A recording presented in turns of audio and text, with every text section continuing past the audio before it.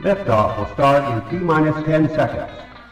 10, 9, 8, 7, 6, 5, 4, 3, 2, 1. We have ignition.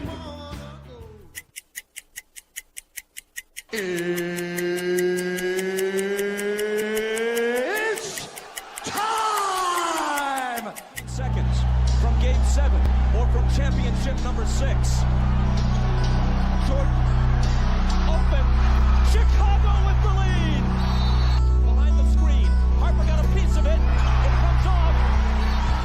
The Chicago Bulls have won their 6th NBA championship. Tying run at second, 2 out, Palmero over the head of Jenks. Uribe charges, throws, out! And the White Sox have won the World Series. To the far side around the 8-yard line to Hester. Under it, and to the middle with the 15, to the 20, breaks free of the 25, to the 30, to the outside, 40, midfield, 40, 30 to the post, 20, 15, Hester 5. For the 3rd time in 6 seasons, it's one goal team. The Chicago Blackhawks win the Stanley Cup. A little bouncer slowly toward Bryant. He will glove it toward Rizzo. It's in time, and the Chicago Cubs win the World Series.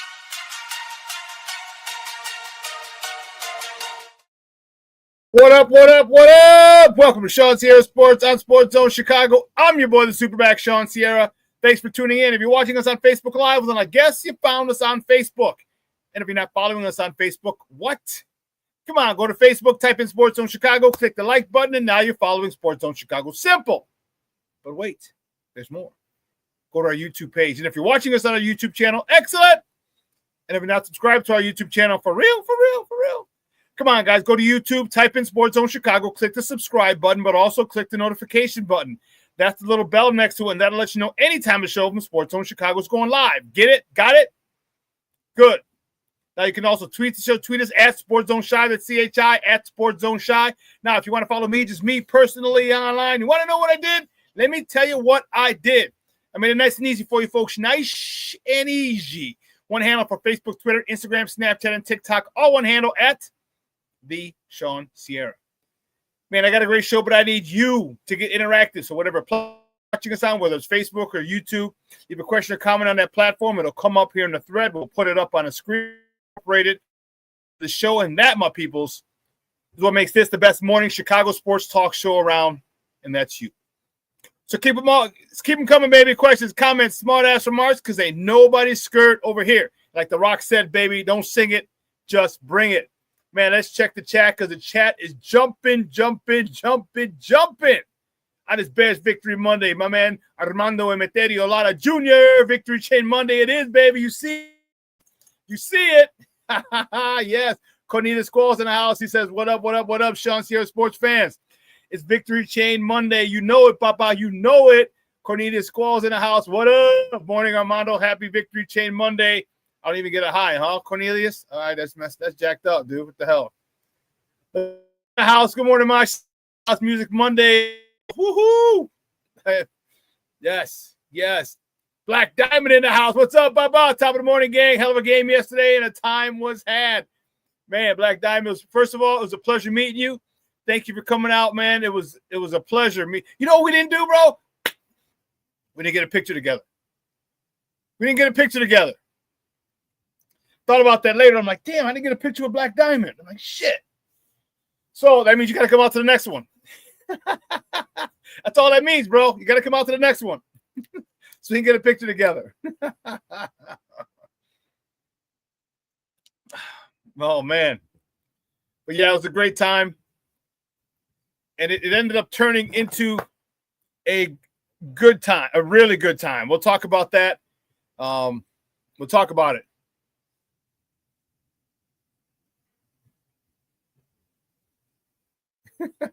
He's like, we sure didn't. And I know, right? Yes, you got to come to the next one, bro. That's it. Listen, I don't know a lot about a lot, but I do know this. More of the usual suspects will chime in as the show goes on. That, my peoples, I can promise you. listen, we got a great show, man. I am fired up. We got a lot to talk about. Big time win yesterday for our Bears. And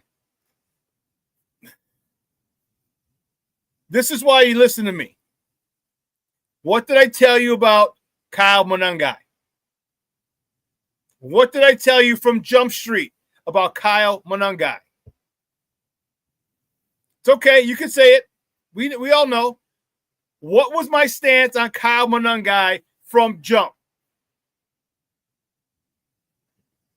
He had 81 yards rushing yesterday.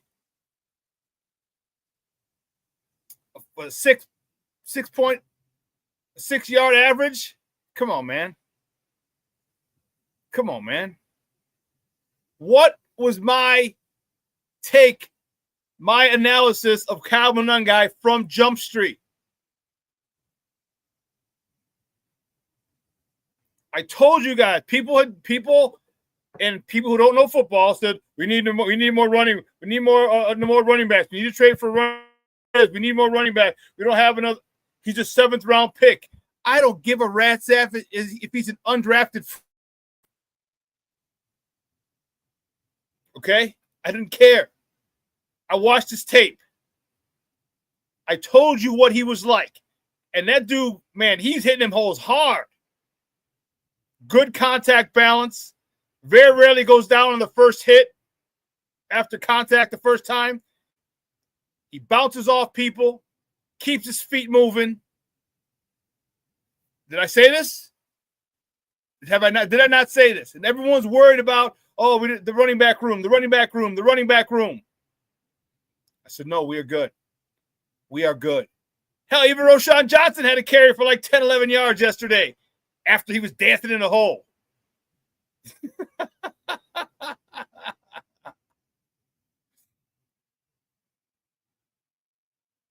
I'm telling you, this kid is tough.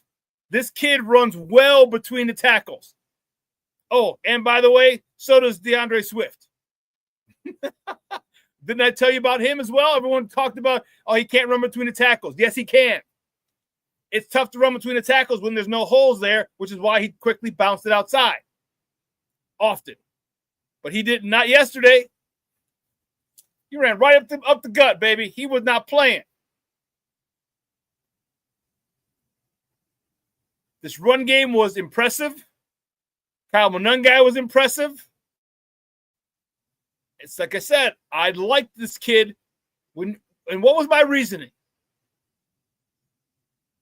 What was my reasoning? Remember, I said you don't lead the Big Ten in rushing his junior year and then come in second in the Big Ten in rushing his senior year and not be able to run. Those are top defenses. You're playing Michigan. You're playing Ohio State.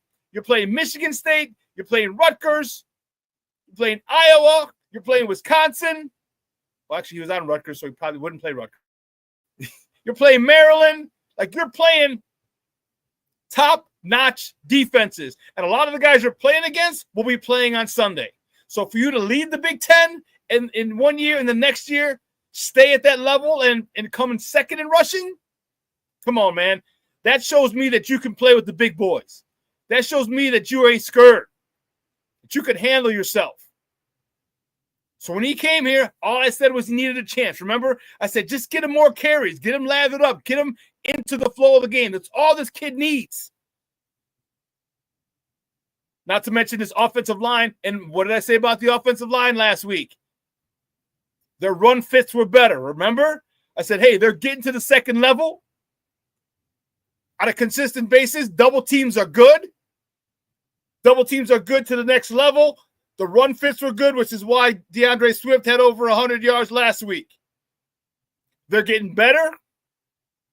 Run fits they're getting a lot more comfortable now. So now those run fits are happening a lot easier, a lot smoother.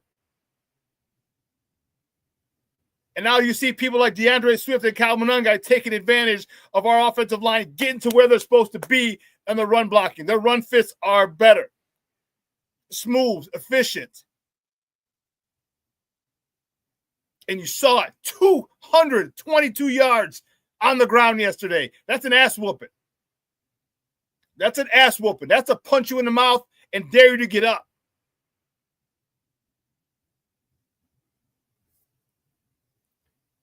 That's a punch in the mouth, and I dare you to get up.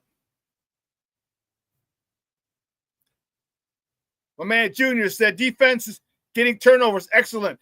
And other people talked about it. They said, hey, can they keep this up? Can they continue this streak of multi-takeaway games? I said, yes, because this is being preached, and this is when players buy in.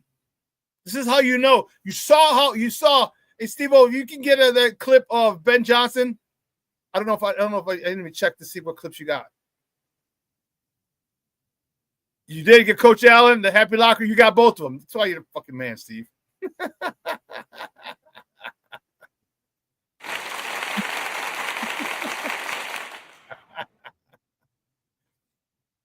Did you see the way? And I'll show you.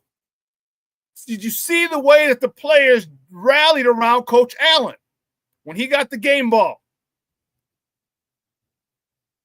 That shows you the respect, the admiration that they have for that man. Peep it. I got a speech. Hey, listen. Hey, sometimes the good Lord just has a freaking plan for you that you don't know about. Yes, sir. And sometimes you ain't good enough for somewhere else. That's perfectly fine. Yes, sir. I love being here. I love being with this group of guys. You guys work your damn off. But 4 ain't enough. 4 ain't enough. Next one. Let's go with that.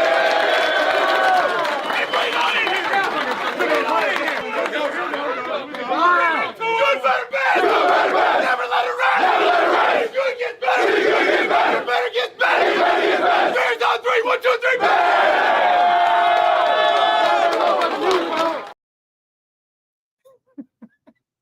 You know I can't stand that freaking chant. You know I can't. Hey, that's pretty good. Those clips courtesy of Chicago Bears as a post-game locker room. That's when Dennis Allen came up. But watch when Coach Johnson introduces him and watch how his players go batshit crazy for him. Watch. 4 in a row. That's right. Hey, what do you say?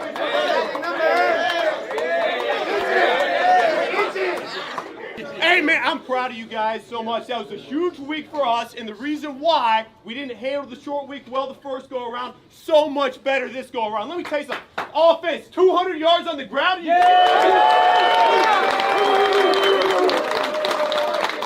another 4 turnovers.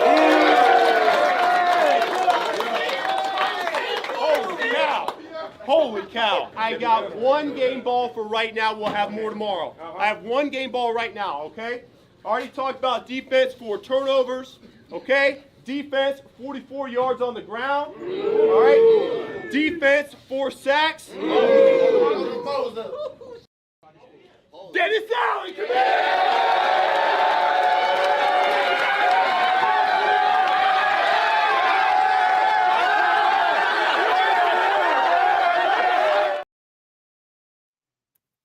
Man, those clips courtesy of the Chicago Bears.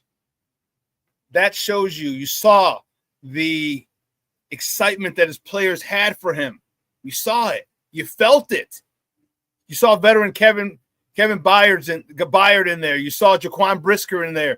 All those guys are jumping and clapping and hooting and hollering and yelling because they know that it's personal for him. They know that he spent a lot of time there, and to go to play this team again, your former employer, it's always personal. He said all the right things in the media. He said all the right things. It's not about me. It's about the team. It's another one of 17, blah, blah, blah, blah, blah, blah. He said all the right things, but you know damn well, behind closed doors, he told those guys, man, I really want this one. I really, really want this one. And the players stepped up. You don't step up for a coach that you're kind of on, that you're not sure, that you're on the fence about. You don't do that. You step up. You step up to a coach that you look up to, that you respect, that you admire. And that's what they did. And that's what they did.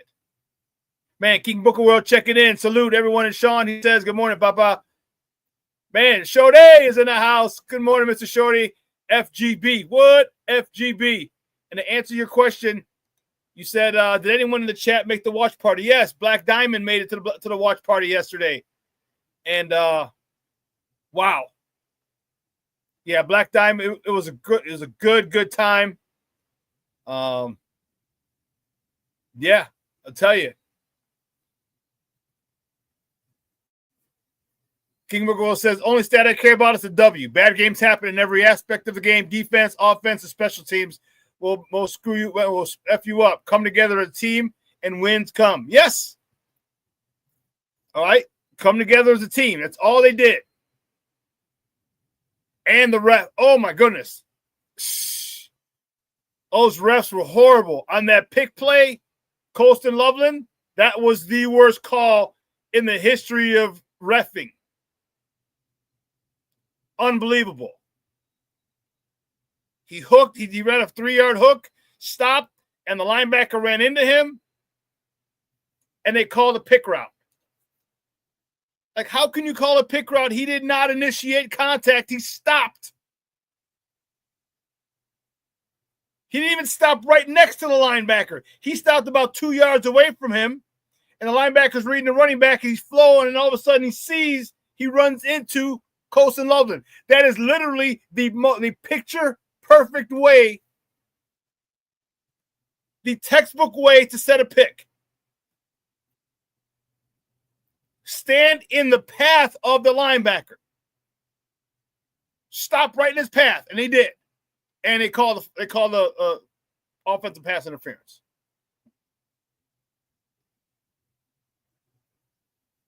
It was horrible. Horrible. Crazy. Man.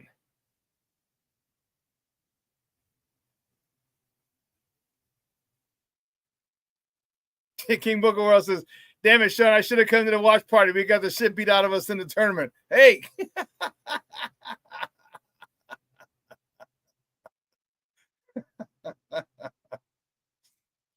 For that, you should have come to the watch party and had a chance to win some swag. And listen, I'll tell you what, man. I was hoping, Black Diamond, I was hoping you'd win something. I really was. And I didn't want to give you anything because they're like, oh, why is he sitting with them? And he's getting people because people watch. But here's some of the stuff. Here's me and Emilio yesterday.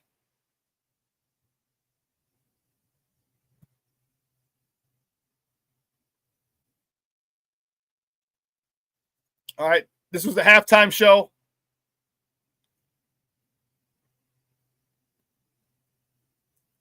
Me and my guy Emilio Bucks, you've seen him on here plenty of times. I usually call him to talk baseball. Great baseball guy, but he's also a great football guy too.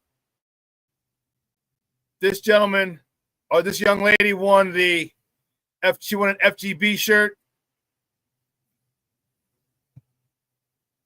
This gentleman won the Coaching Matters shirt. This guy won a Sports Zone Chicago hat. Danny, this guy's name. This guy's really cool. I talked with him afterwards. Really dope, really cool dude. Very creative dude. This guy won the FGB hat. And I'm telling you, I got a huge announcement. Huge. There was a guy in there who wanted this FGB hat so bad. He's like, hey, he goes, are you selling stuff today? Are you selling? I said, no, man. I said, I'm raffling it off. He's like, oh, man, I really want that hat. I'm like, yeah. I said, it's cool, man. I said, no, we're raffling it off. I said, don't worry. I said, the swag shop's going to be open soon. I said, so you can, you'll be able to get it soon. He's like, oh, man. So when I was raffling off his hat and this guy won it, he's coming up so I can check his number. And the dude who asked me about the hat, goes up to him like, hey, bro, it goes up. It goes, I'll give you $20 for the hat. I'll give you $20 for the hat. And the guy's like, nah, bro, I love that hat too, man. So, man, it was great. Great. Big news this Friday. Big news. I'm telling you. You know what?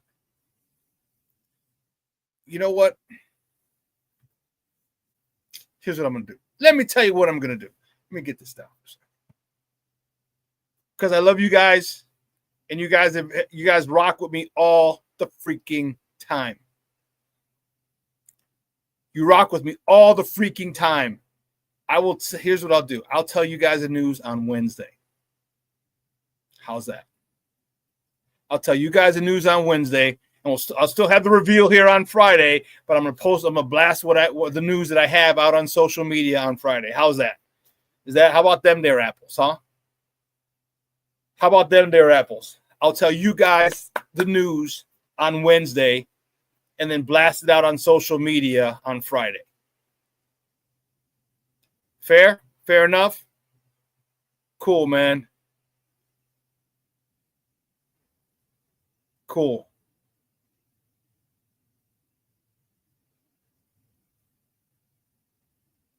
Yeah, you talked about that blatant hold on G-Dex that was caught in slow-mo. Yes. I'm like, you might as well tackle him. Like, come on, man. That's crazy.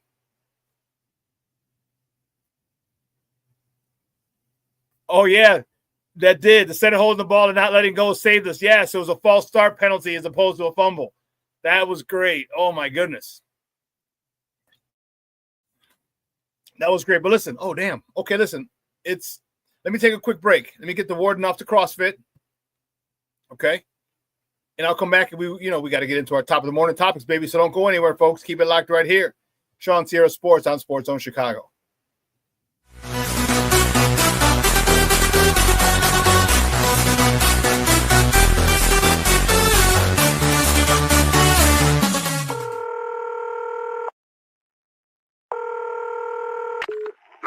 Operator 901, where's the emergency?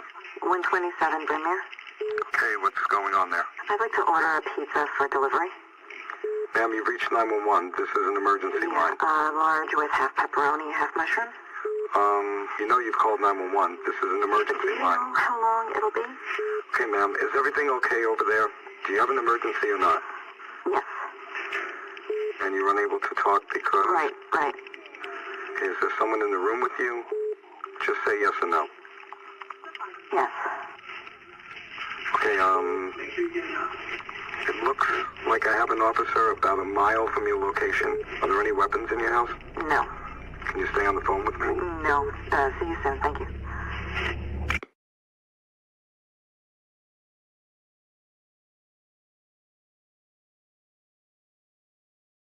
Every day, we take steps to keep the people we love safe. But some health risks are easy to miss. Ticks hiding in the yard can spread germs, like the ones that cause Lyme disease. Mice searching for food can spread bacteria that makes us sick. Mosquitoes lay eggs in standing water and can spread West Nile virus and more. Cockroaches are drawn to water in the home, leaving behind allergens that can trigger asthma attacks. Common pests can threaten our health. Learn how to protect your family at pestworld.org. When I'm flying, I put my helmet on, my visor down, my mask up. You don't know who I am. Whether I'm African American, Asian American, Hispanic, white, male or female. You just know I'm an American airman, kicking your butt.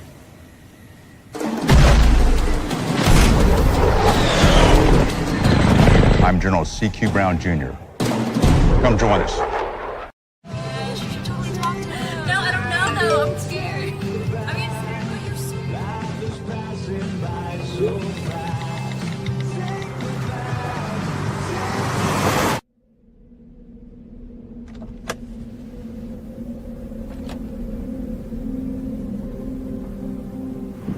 That you're in my lane? No, not at all. Are you not paying attention? Are you texting? I was just checking in with my mom. I was telling her that I thought we'd be home by 6. It's okay. There's enough time. Just pay attention. I'm not even halfway through my text. There's no way. I'm not even going to look up. My babies are in the car. You have to pay attention. It's just supposed to be a quick text. I'm so sorry.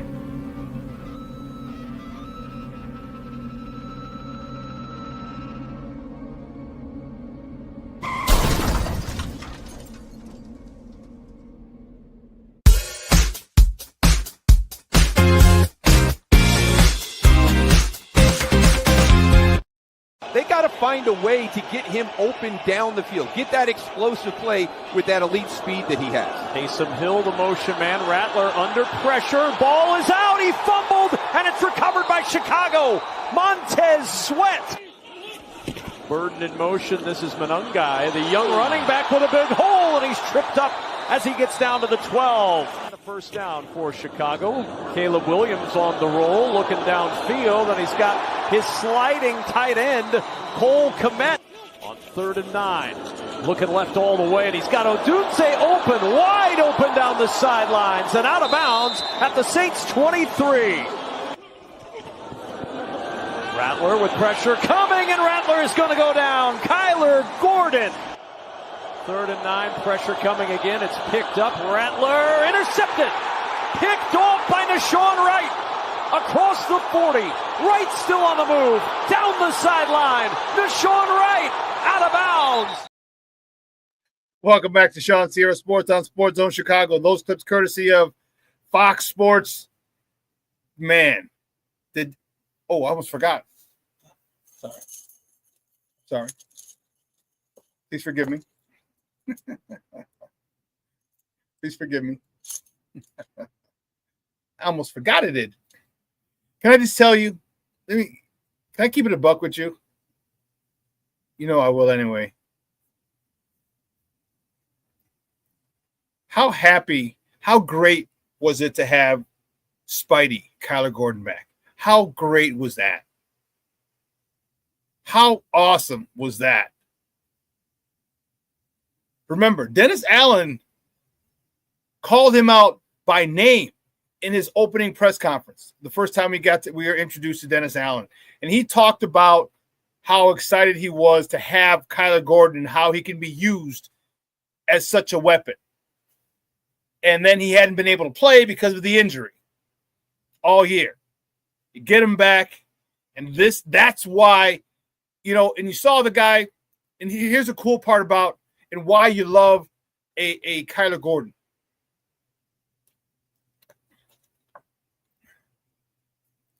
Kyler Gordon is a lot more nimble and agile than your defensive linemen and most linebackers. So when you saw he gets pushed out kind of on the sack, he gets pushed out. It would have pushed him past the quarterback, but he's able to redirect himself quickly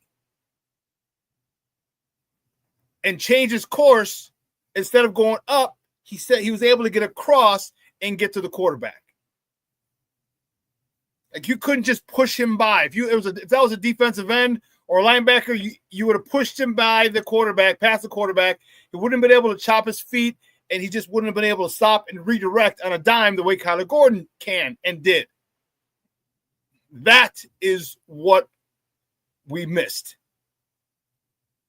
among other things. But man, that was so beautiful. You know what? Let's look at it again. Let's look at that again, because that shit was just dope. They got to find a way to get him open down the field. Get that explosive play with that elite speed that he has. Taysom Hill, the motion man. Rattler under pressure. Ball is out. He fumbled, and it's recovered by Chicago.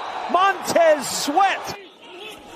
Burden in motion. This is Monungai, the young running back with a big hole, and he's tripped up as he gets down to the 12. And a first down for Chicago. Caleb Williams on the roll, looking downfield, and he's got his sliding tight end, Cole Kmet, on 3rd and 9. Looking left all the way, and he's got Odunze open, wide open down the sidelines, and out of bounds at the Saints 23.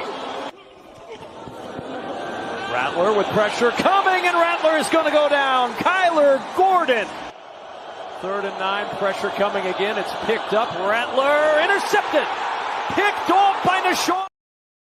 That's right. So you see him, he got pushed. He chopped it up real quick and was able to redirect. That is awesome.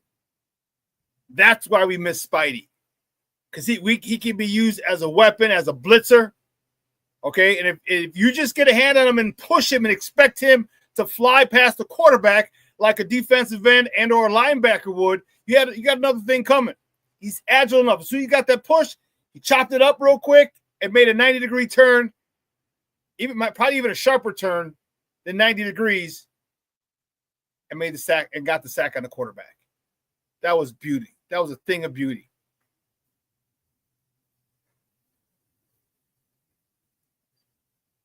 My man, foul mouth Chris. Chris, what's up, Papa? How are you? It's like Grand Rising, fellas. Bears the F down. Yes.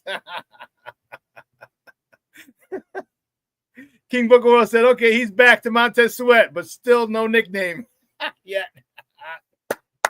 I love it. I love it, King Booker World. I love it. I love it.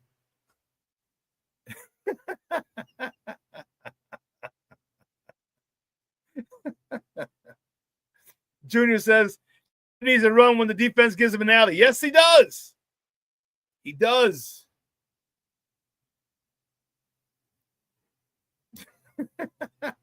Jay Gray's checking in from Philly. He's like, Kyler Gordon Rattler up. Rattler. Say that 5 times real fast. He wrapped Rattler up for the takedown. Literally, as if he was a real-life Spider-Man. Dude, he did. He hopped out his ass. Like, where are you going? Where are you going?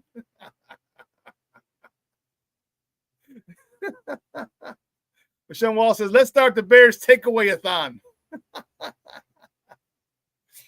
Telling you, man, it is crazy. And remember, they would have had another interception if Nashawn Wright didn't hit, was it Brisker?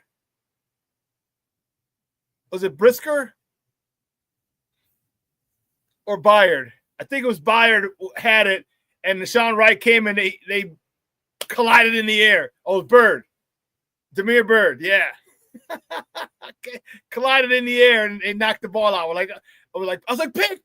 Oh, because me and Black Diamond were sitting right at the table, right in front of the screen.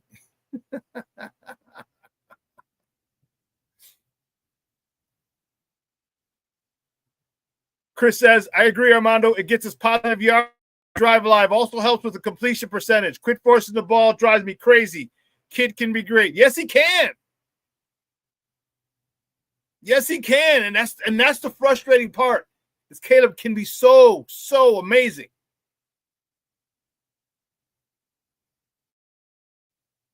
It's a good point, Junior. I think Caleb wanted to really outduel Rattler. Yeah, I can see that. I can see that. I was better than you then in college, and I'm better than you now in the pros. I can see that. Yeah. Yeah, I can see that. I can easily see that. Because as petty as we know that Caleb is, yeah, I easily can see that. Easily can see that.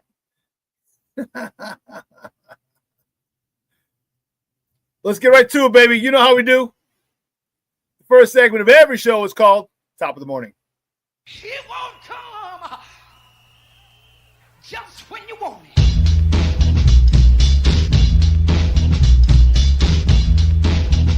Top of the morning to you. Top of the morning to you. Let's go. First top of the morning topic. Which way do we go? Which way do we go? Which way do we go? Who are you kidding? You know which way we go. First top of the morning topic. There's only one, baby. The Bears. The Bears laid the smackdown on the candy asses of the New Orleans Saints, 26-14 over on the lakefront. Caleb Williams, 15 of 26 for 172 yards and a pick. DeAndre Swift, he had a day, baby. He had a day at the office. 19 carries, 124 yards, and a touchdown. Cal Monunga, the youngster, I'm a big fan of his. He had 13 carries, 81 yards, and a touchdown. They combined for 200 yards. There are 222 total rushing yards on the day for the Bears. DJ Moore, 5 targets, 3 catches for 43 yards in the winning effort. Caleb did not have his good day, did not have a great day yesterday, but I'll tell you what, these are the games that you learn from. These are the games that you say, okay, what did I do wrong? This was a great team win. Great. Because you relied on everybody. And here's the crazy part. We scored 26 points. Okay? Imagine if Caleb was on. We're looking at 35 to 40 points.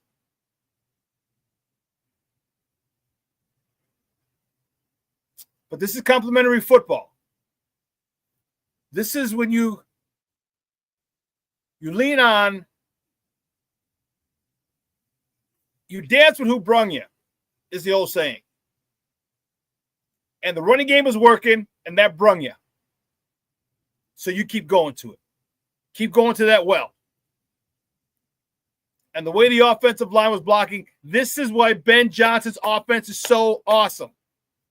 It is predicated on the play-action pass. And the play-action pass is predicated on running the ball. Only thing is, if you can't stop our run, we don't really got to pass. We don't have to pass.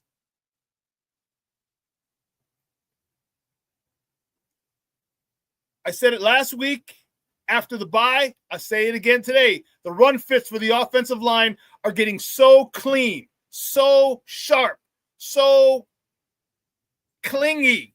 They get on someone and they can't get off. Defenders can't get off. Running backs are running right by him.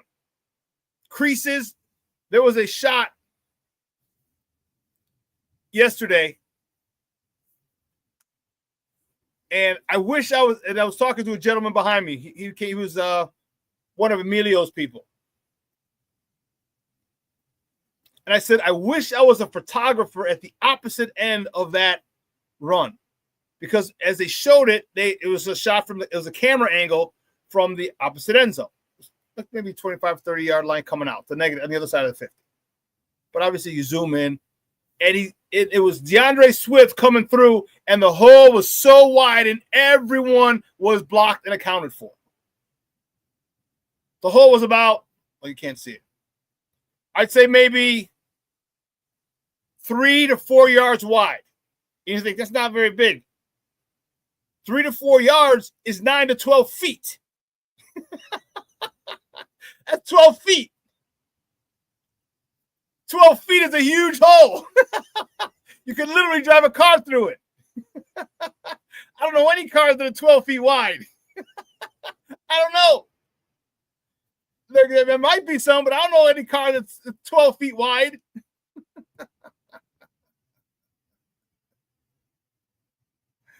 Oh, man. So the fact that they're getting this run game together, offensive line is starting to gel. Running the hole hard. I'm telling you, I just love that young man. I think he can be a really, really, really productive running back for about 5 or 6 years. This Kyle Manung guy. He just plays too physical for his size. He might get hurt. He might take a lot of pounding. And he could prove me wrong. Maybe he'll stay longer in the NFL. But I like his style. I like his willingness and aggressiveness when he runs the ball. He runs with purpose. You saw that in the clip coming out of break, how he put his foot in the round, and man, he exploded through that hole. Ooh, Charlie, he exploded through that hole.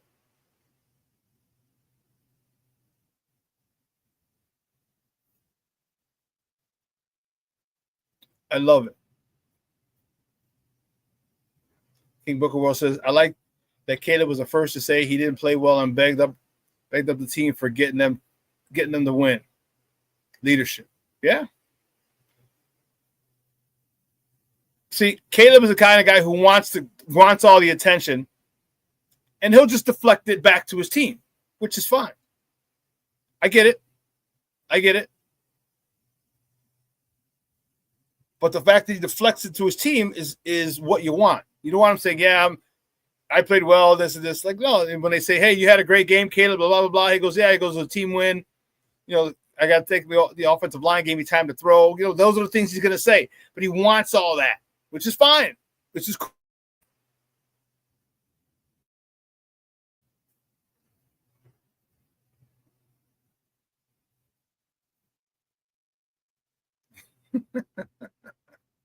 Chris says, will someone please tell Ben Johnson to quit running swift between the tackles when we're at the 4-yard line or less in the red zone?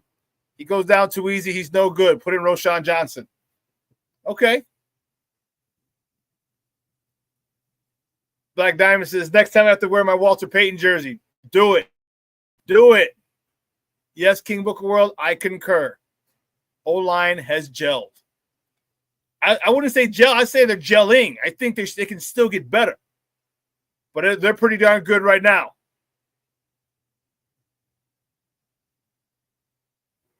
Chris, 2 things Swift doesn't do well. He can't break tackles, has poor vision.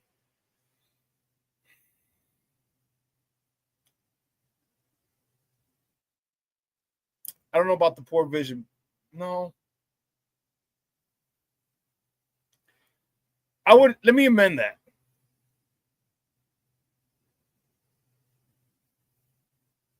He can make better decisions.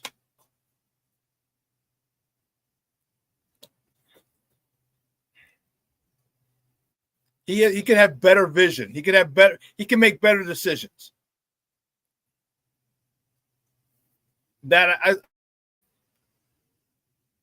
Yeah. Wow, Shorty. Yeah, Caleb was pissing me off for the first time. He was so off yesterday. He was, and you know what? We still won. That's the great part about it. And there's an old saying. There's nothing you can't learn from almost losing that you can learn from losing. Okay? He had a poor game. They still won. You can learn a lot from that. You didn't have to lose to learn a lesson. And not that we almost lost. We didn't. But still.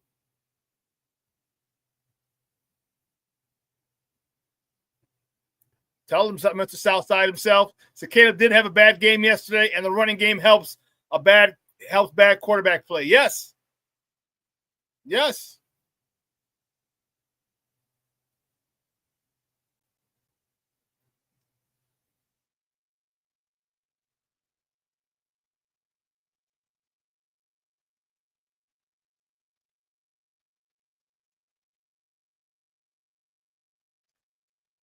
Chris says he doesn't see the holes and runs into defenders when he doesn't have to.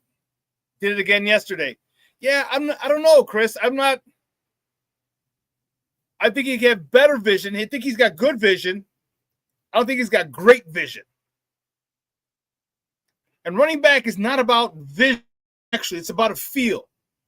Let me take that back. It is about vision. But it's a feel because when you come up to the line of scrimmage, I'm going to tell you this. This is how I was so successful in my career. To borrow a term from Stacey King, KYP, know your personnel. Okay? I come up, and every single play, Junior would tell you this. Well, he didn't see it because he's in front of me. But every single play, I'd come up, I'd turn my head, I'd scan from the right to the left, right back to the middle. Scanning the defense, seeing where defenders are, minus any stunts, of course, or blitzes or slants or things like that. Seeing where the defenders are and knowing where my guys would make those blocks. Where that linebacker is going to be filling on this play. So I knew that if I'm we were on a 24 lead, I knew that linebacker's coming here. And if I felt it, if my tackle hooked that defensive end, I could come in. If I see that linebacker, I know I know it can bounce. If I'm able, I'm looking. When I'm coming the ball, I'm looking. If my guy's crashing, that linebacker's coming B gap. If my tackle is able to wash him down, I know I'm bouncing. Especially if the team we played weren't that good. So you kind of got to have a feel for it. How's it going to go? I think he can get a better feel for it. But I think he's doing a great job of running between the tackles. Black Diamond and I were just bullshit yesterday. We were talking shit like, yeah, but he can't run between the tackles, remember? And that's what he's done very well. He surprised the hell out of me because last year I didn't think he'd be able to run between the tackles. And he did a good job last year. And he's continuing to run between the tackles. And that I'm excited about.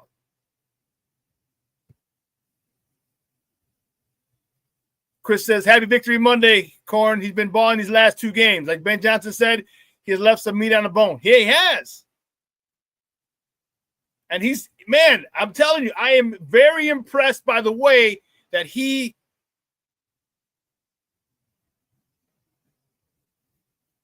hits the hole so hard in between the tackles.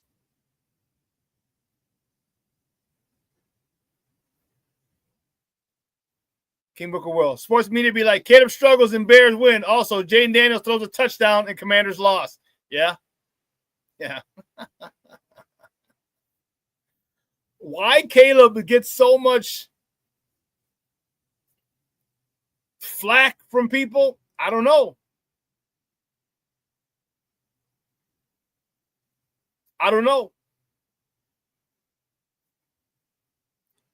Like Diamond says, yeah, Shawn, he has improved.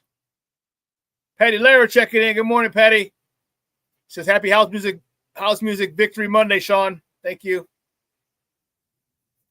Chris says the reason I say bad vision because he's in the open field and he goes left instead of going right. Yeah.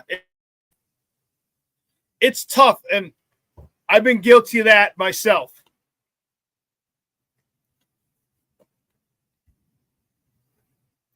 Because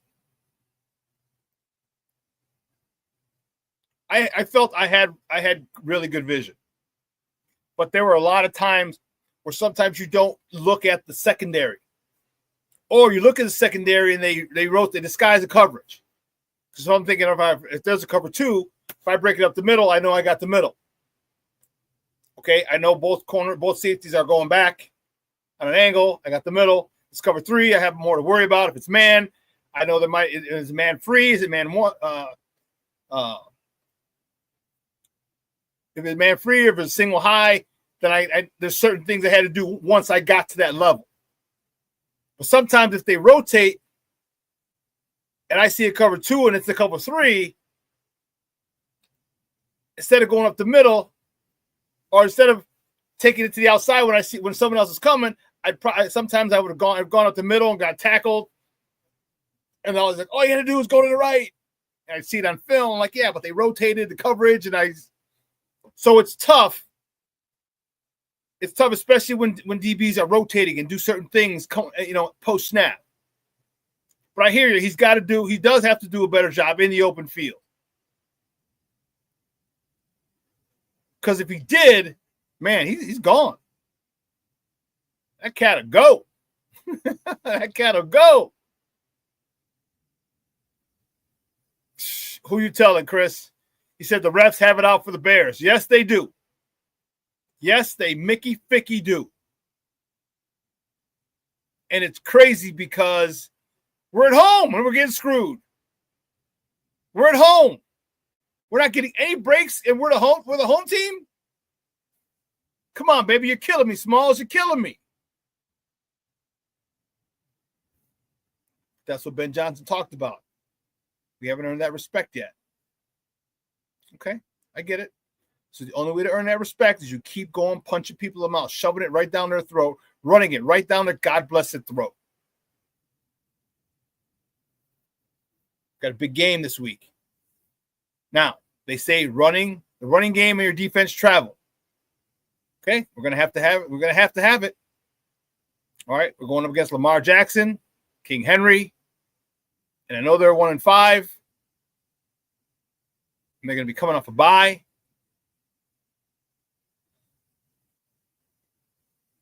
But this is a team that's ready to be defeated. They're going to be fresh coming off the bye. We're not. But the way this defense has been playing, I like the fact that we're rolling. We're rolling. 2 weeks in a row, we've stopped. They held them to 44 yards on the ground yesterday. 44, God blessed yards they held this team to. What the hell, Bobby?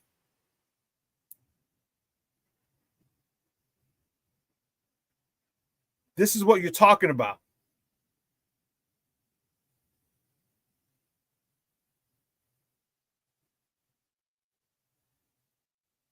What's the rushing? Yep, 44 rushing yards. Shut the front door.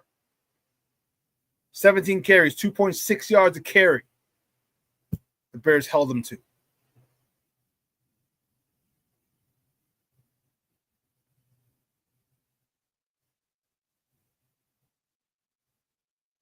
King Booker Wells said, there's bad calls, and then there's what's happening to the Bears. That shit seems blatant. Yeah, I can see that.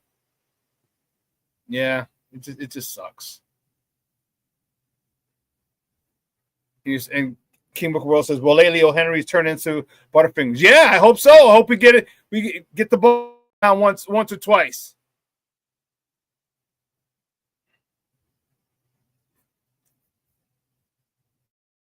So, listen. Let's take another quick break. On the other side of the break, we're going to talk. We'll break down the game more. We'll talk about specific position. We'll talk O-line. We'll talk running back room. We'll talk defense. All right, we got a lot of cool stuff to talk. All right?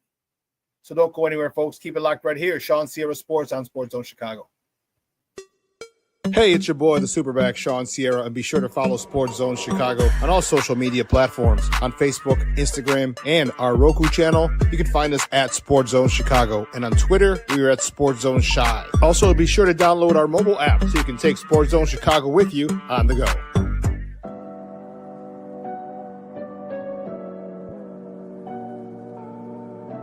How do you take care of your mind health?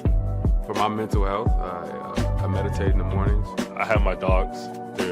They're the best. I just find ways that help me just relax. Finding things that make me happy, like being close to my family. I meditate a lot and read books. I have hobbies outside of the game. I'm able to switch off. I'm able to turn my brain off from the game of basketball. Your mind health matters. Your mind health matters.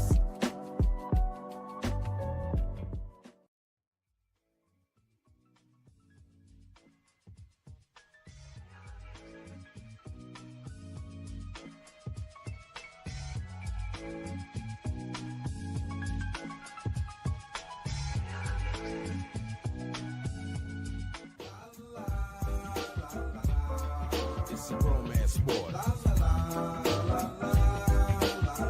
What? It's a romance sport like that. Your Marine Corps' way of life is to defend the American way of life.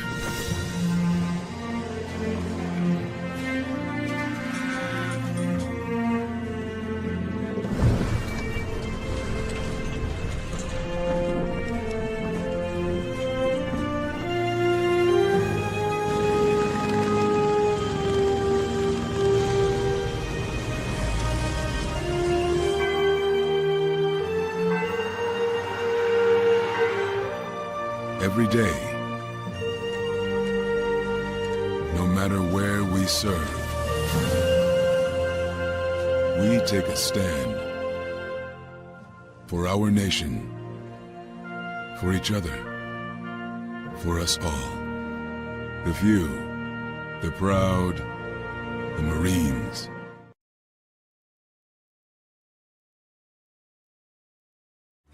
Every body in a work zone is someone's somebody. This is my mom. She works for KDOT. This is my dad. This is my mom. This is my daddy. This is my sister. This is my daddy. This is my son, Scott. He was killed while working in a highway work zone. When you drive through a work zone, drive like a life depends on it. Because it does.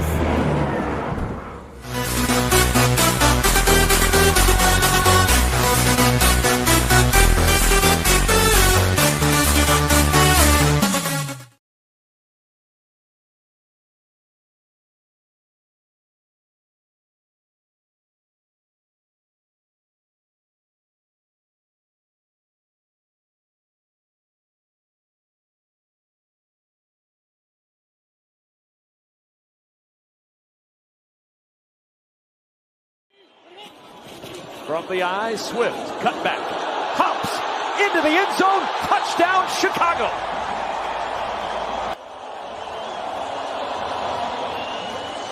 Because what happens when you start to have success running the football in one direction? Well, that defense is... First and 10 from the 44. Williams, quick toss, lands up in the arms of DJ Moore. And Moore breaking tackles inside the 20 and down to the 18. Manungai to the end zone, and there's his first NFL touchdown. Off the 40-yard line, Williams with time, looking, finds Burden over the middle, inside the Saints 40, and down. React and respond, where if you make him sit in the pocket, sometimes he'll overthink some things. Swift able to get free, cuts it back, and an ankle tackle. Welcome back to ShawnSierraSports on Sports Zone Chicago. Those comes courtesy of Fox. Those are the boys, baby. The boys are back in town. Woo! I love it. I love it. I love it.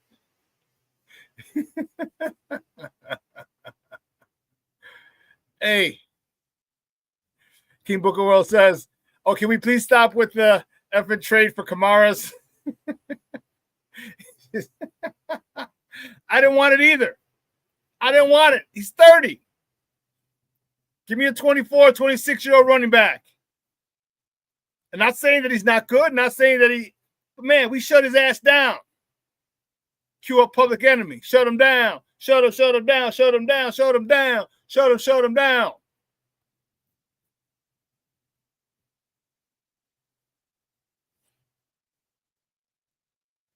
Cornelius, yes.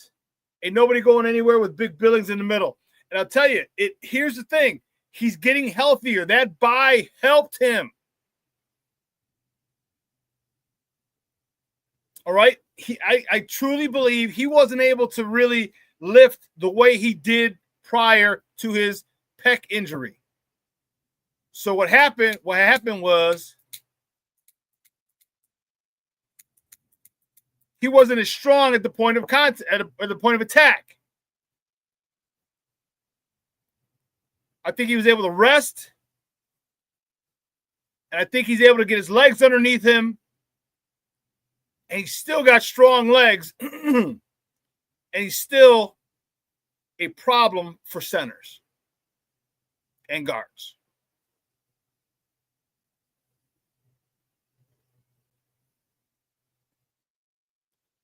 Junior says, Billings blows up the center and guard into the backfield. Yes, he does.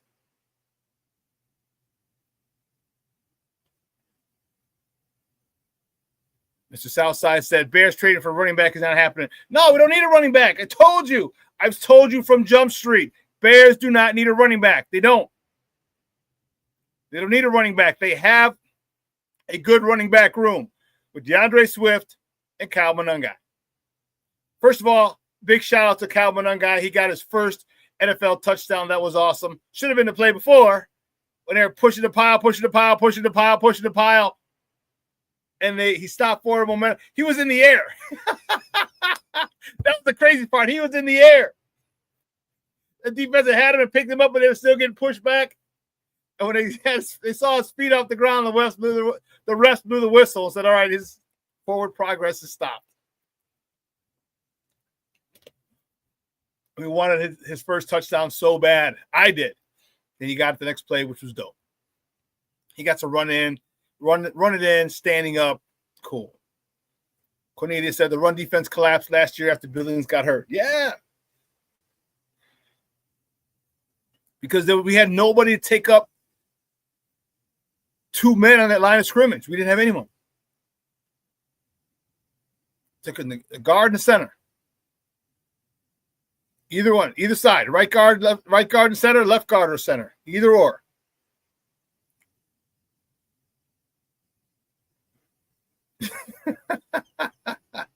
King Booker Will says, yeah, they scrappy dude, but I'm guy on that one.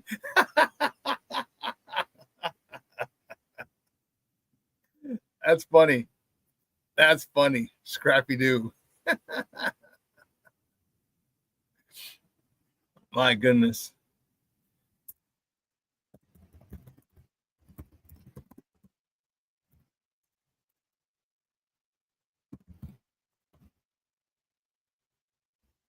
What is this? Here.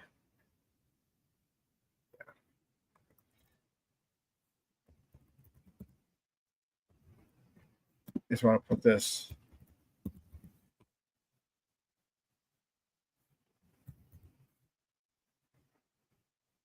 There we go. Let's talk about this. The Bears running game dominates.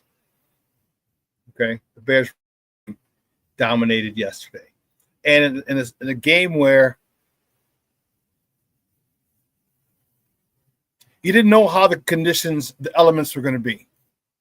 All right. Because it was raining prior to the game. The field was covered. But at 3 hours before, they have to take the tarp off. And it was raining up to maybe a half hour, 40 minutes before the game. So you didn't know how that field was going to be. Was it going to be good for wideouts, good for throwing the ball? So you knew that the Bears had to establish the run. Well, they did. And the one thing that I liked about it was that Ben Johnson didn't go away from it again. Ben Johnson stayed with the run game like he did last week. And this is one of the things we talk about. We talk about self-scouting.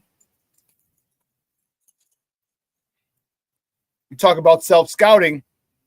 You look at that and he probably says, you know what? I should probably stay with the run a little longer. I should probably do that. And he has. And that's the thing that, to me, is impressive. You're not above criticism. He understands that. He's not above criticism. He's a great offensive coordinator, okay? But he's not perfect. And he understands that he's got, here's the awesome part. He's got a great defensive coordinator who can tell him what he sees as tendencies. What he feels would work against the defense. The addition of Dennis Allen to that staff was huge. Is huge. You know, he's been a head coach before, and we've talked about it many a times. Ben Johnson's able to lean on him for advice in situations that he's never had before because he's never been a head coach before.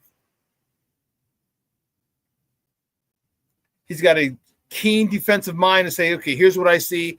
This is telling. This formation, you tend to run this play only out of this formation. There's a lot of back and forth. And one of the best ways to help a quarterback in an offense is when you have a great defense, or especially a defensive coordinator who knows how to defend and game plan against various offenses. So when he tells you, this is what I see, here are your tendencies, you make adjustments. And that's what this team is doing, making adjustments. After that bye week, we saw a different team. We saw better run fits. All right. Theo Benedict goes to left tackle. Darnell Wright comes out and plays like a madman possessed, playing like a first-round draft pick. And the big three, the expensive three that we just bought and paid for. Oh, that's mine. I want to see if you can see the logo any better. Closer here. So.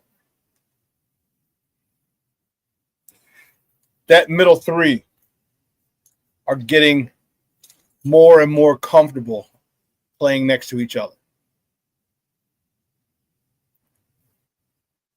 Yeah, Shorty. So Darnell Wright is balling out. Yeah, he got the message. Remember I told you. Message received, coach. Message received. They're trying to replace you with Ozzy Trapillo. And Darnell Wright says, no. Not on my watch. And I love it.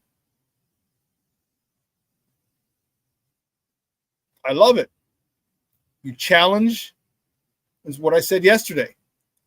I said you challenge world-class athletes, they will perform. You challenge world-class athletes, they will perform. How do you challenge them? Best way is to get competition in there. Best way.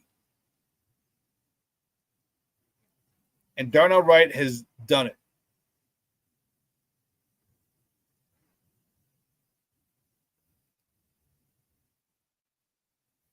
All these guys have been challenged by Ben Johnson and the staff, offensively and defensively.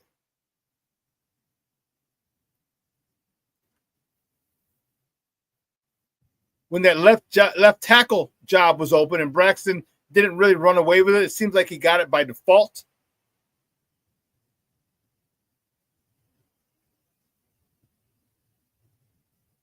It seemed like, okay, they just wanted to give it to him because no one else really stood out and ran away with it. Like, all right, you've been the starter here for a few years now. All right, we'll give it to you. Because Ben Johnson was not very adamant about who was going to get that left starting job. He's like, yeah, we're going to go with Braxton, I guess. He's been here, so is the tone. He didn't say that exactly. But what did Theo Benedict didn't stop competing. And when they realized Braxton Jones wasn't going to be it, we'll see who else. Benedict continued to show out. And the only thing you can ask for is a chance. So you're telling me there's a chance. But that's all you want as an athlete. I don't want any special treatment. I don't want any special privileges. I want to have the same opportunities that everyone else in my running back room has. And let the best man win. Or let the best man start.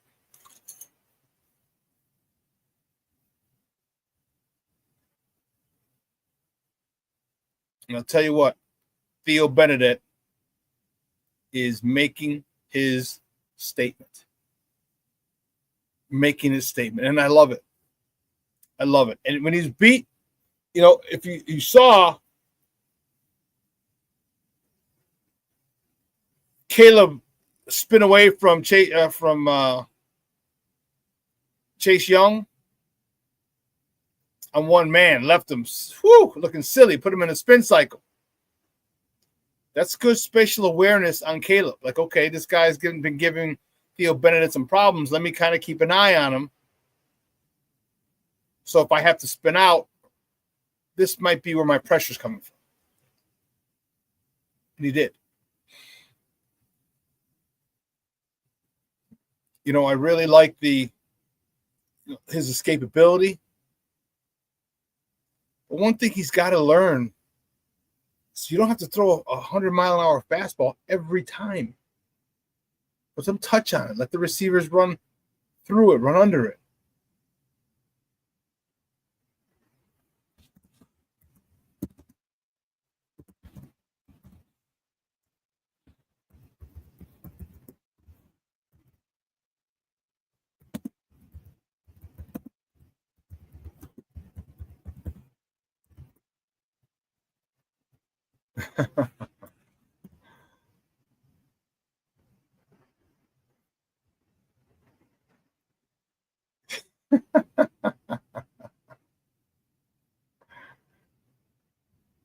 Monica, Jeremiah, good morning. Caleb has an average game. The world still turns.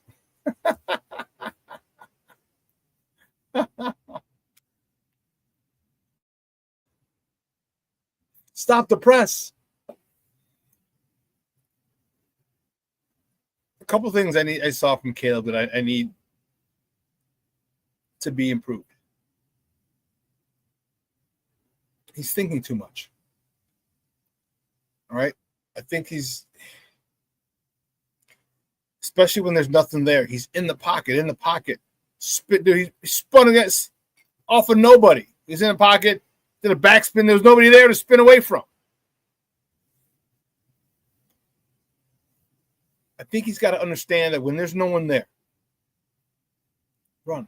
Run and just throw the ball. If you don't want to run, throw the ball out of bounds. Just throw it out of bounds. Find a receiver closest on the sideline, throw it over his head into the freaking third row. So nobody can get it. No intentional grounding. It's over the head of a receiver and live to fight another day. His issue is he is so stubborn and hard-headed, he doesn't want to waste a down. He doesn't want to waste. He wants to make a play happen every single down, and that's not the way it works. That's not the way it works.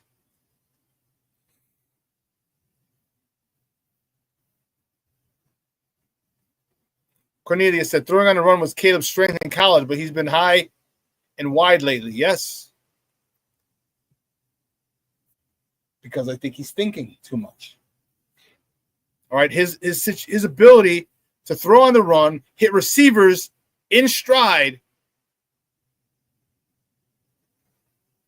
his ability was great.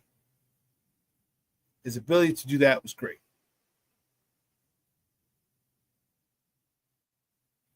But he hasn't been able to live up to that here. Throws on the back shoulder. Right? You're slowing down receivers. You're taking away yards after catch from receivers that also happen to go on your numbers too. I think he needs to keep working, keep grinding. Find the happy medium where you can. And it's going to be different with each receiver. They all have different speeds. Some have more closing speed than others. Okay, so the way it's going to have to be on a receiver by receiver basis. How far ahead you throw that ball to let the receiver run through the ball. You want a receiver to run through the ball. You want to see him running, put his hands up out in front of him, catch it, tuck it, and keep running without breaking stride. But Caleb, I believe, is thinking too much. Let me not mess up this pass. Let me not mess up this pass. Let me not mess up this pass. Well, guess what?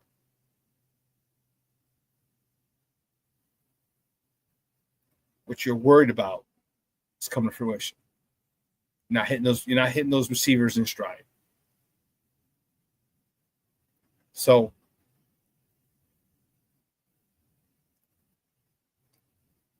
we need more from Caleb. It's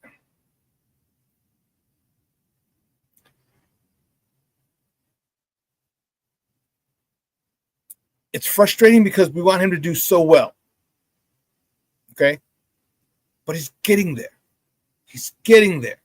Game by game by game. Let's not forget that. He's a new quarterback in a new system. Only thing I will say, one of the only things that he learned from last administration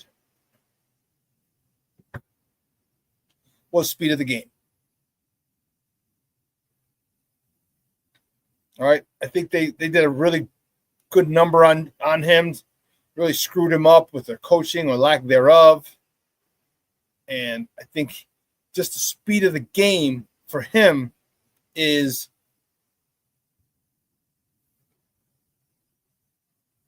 understood now. Okay. And with that understanding has to come, if you know better, do better. With that understanding comes, okay, if I don't have anything and I'm back here for a while, I may need to start exiting this pocket. Not necessarily to run, but I need to start exiting this pocket up, keep my eyes downfield, get on the edge, and see what I have. Let me survey the land. Are we in?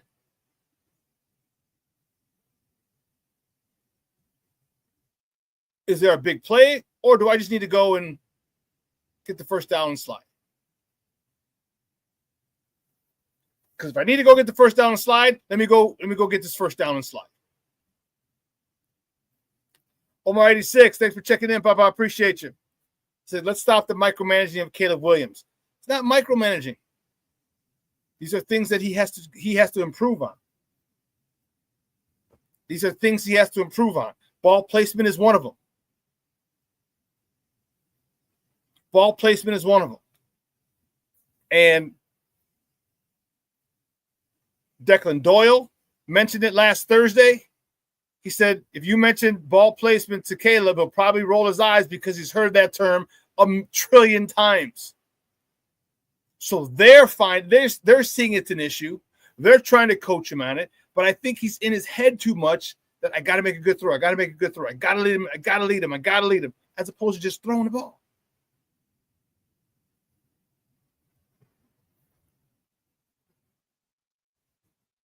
Chris says, yes, sir, Shawn. I agree. Leave the Mickey Ficky pocket, keep the drive alive, and get some yards. I agree.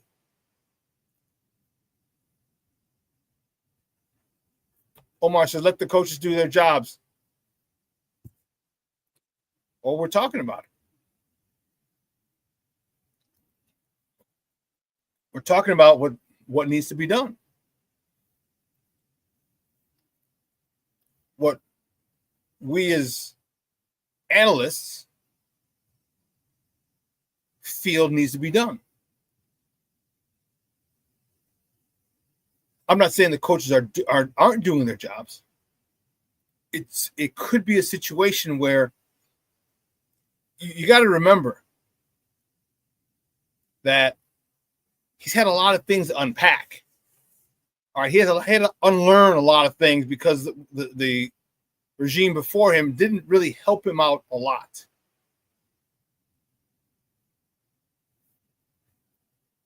Coaching matters, Patty. Yes, it does.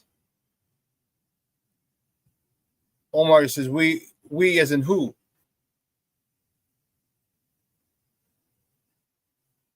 Well, I say we're talking about them. Analysts. We're sitting there, we're seeing what needs to be done. We're not saying the coaches aren't doing their jobs. We're just saying this is what needs to be done, and it's probably being worked on. He has to make sure that he's unpacked all the bad habits, all the bad things and non-coaching that he's had. All right, slow your roll there, Shawn. Slow your roll. I don't know what you mean by that.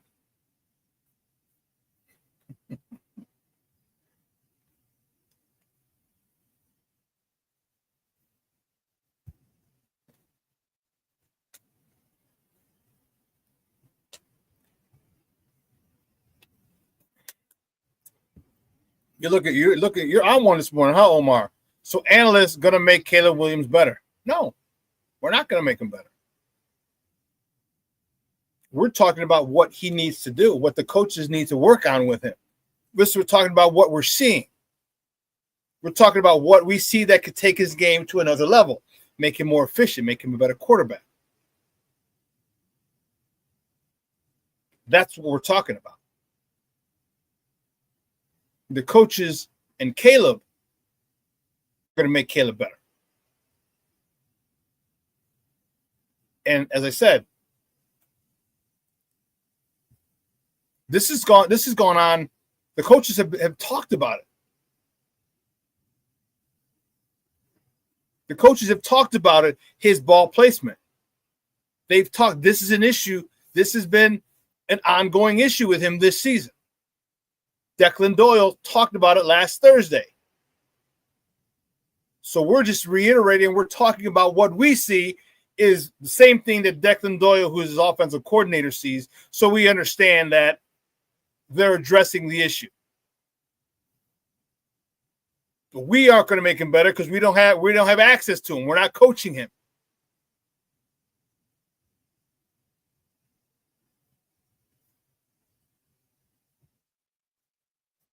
Okay, enjoy Victory Monday and quit addressing something the coaches and Caleb Williams are already on. I am enjoying the victory. But it doesn't mean that there isn't room for improvement. I'm happy with the win. I'm not satisfied with the win. I'm happy with the win. Okay? I'm happy he had a bad game. Because you learn from your mistakes. You learn from your struggles. And this is only going to help Caleb learn and get better. Because as all of us as Bear fans, we want him to become great. Because if he becomes great, this team can go really, really far. This team can become a perennial Super Bowl contender.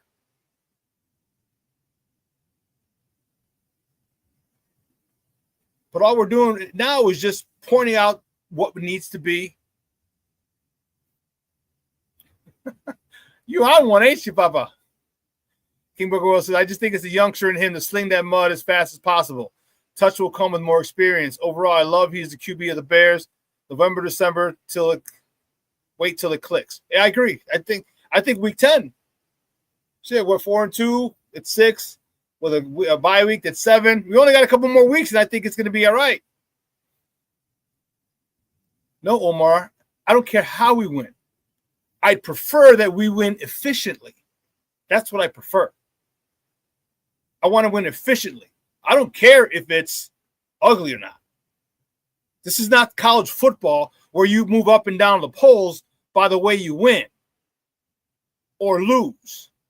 There's no style points in the NFL. Did you win or did you lose? Period. But what I care about is that this team becomes very, very potent. This offense, I want it to become potent. I want people to be scared as all get out of the Chicago Bears offense. That's what I want. Pretty has nothing to do with it. I want it efficient. I want them hitting the short throws. I want them hitting the curls. I want them hitting the deep ends. I want them hitting the post routes, the corner routes. I want defensive backs in conflict and not being able to decide which receiver to go to, and Caleb picked the right one. That's what I want.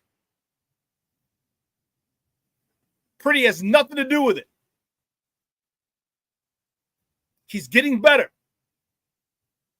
He's getting better. I've seen it. Many fans have seen it. Other analysts and people who play the game like myself and have coached the game have seen it. He's getting better. And remember, you guys are you're coming at me like you didn't remember me saying 2026 it's going to be a different story. And I know we're in 2025, but we have to go through these growing pains. Because progress is not linear.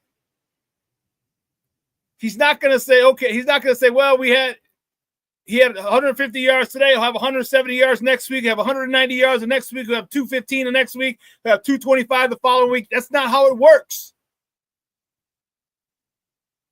That's not how it works. There's things that he's getting better, but he's going to have his ups and his downs. And this is going to turn him into the quarterback that all Bears fans want him to be.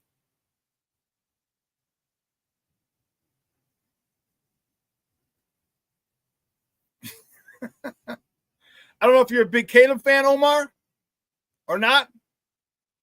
Chris said, let's not talk about Caleb. We can't be objective about him. We have to just praise him. Sounds like this new generation.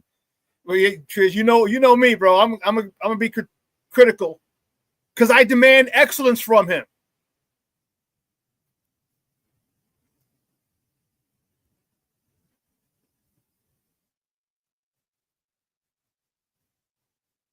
I just want this team to look efficient.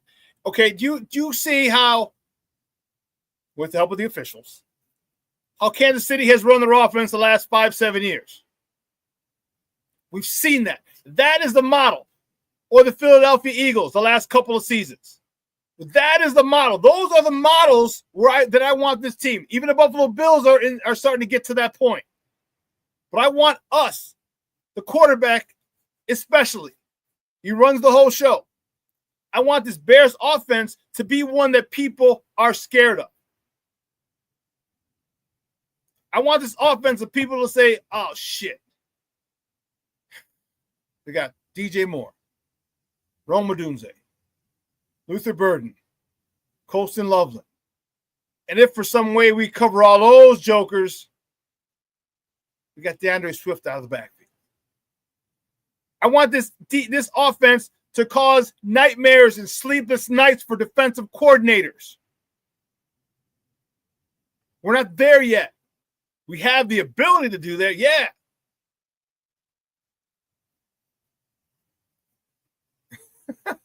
you just someone pissed in your Cheerios, huh, Papa? No, I'm not saying you act like I said Caleb sucks. He's a pedophile and needs to die. the way you're at, no, it's not complaining. We're critiquing. We're talking about what needs to be done. I talked about the O-line. I talked about the offensive line prior to the break. Said they need to get their run fits better. You weren't jumping to their defense. You weren't jumping to their defense when I talked about the run fits needing to be better. You weren't running to the defense of Colston Loveland when I said he's got to play more.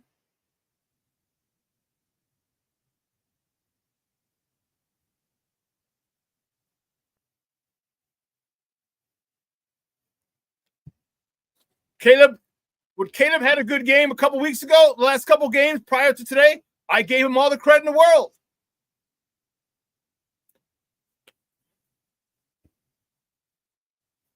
Maybe you didn't.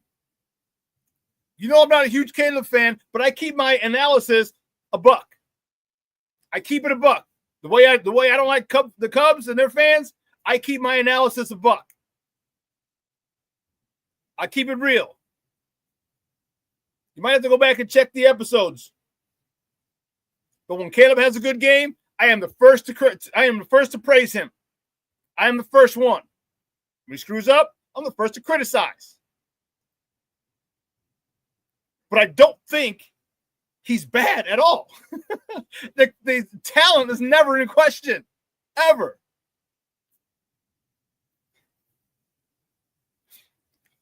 Bro, when it comes to football, there's no such thing as keeping it real too much.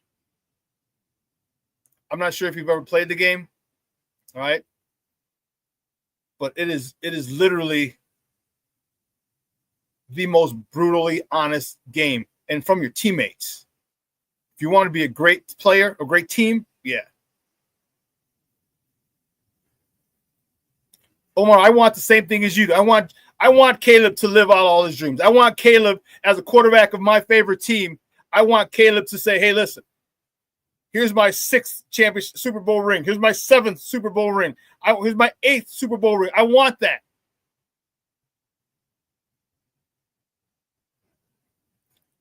We're just in the beginning stages of it, and there's things that he's got to do to get there. He's got the weapons.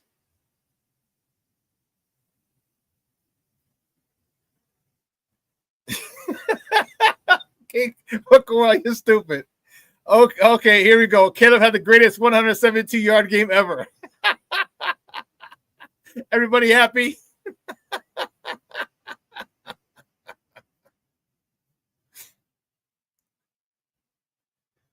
Black Diamond says, Omar, if you want a podcast that glazes Caleb, go listen to Parkins or CHGO. We keep it funky over here. Listen, I play this, and I've coached it, so I'm going to give it to you raw. Cue up old dirty bastard. Cue up old DB. Because football is the raw sport there is. Either you get it done or you don't, and your teammates will tell you. Before the coach even tells you, your teammates will tell you.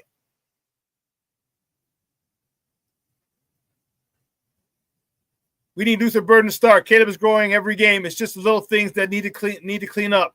Run out the pocket. Don't dance around if nobody's open. Yeah, that's it.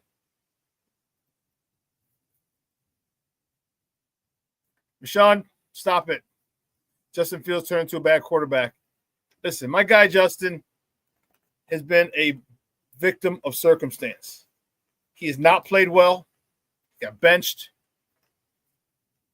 This is from all the shit coaching he's had. We talked about getting out of Caleb's head. This dude is fried. His brain is fried. I don't think he has any confidence in himself.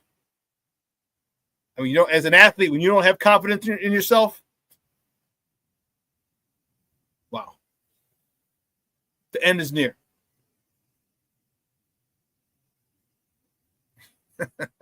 Chris, yo, baby, I like it raw.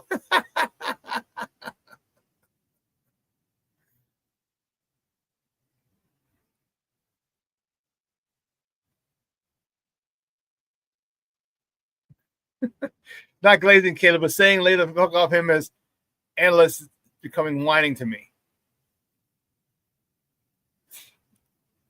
Okay. Shorties. 1,000% agree, Omar. Listen.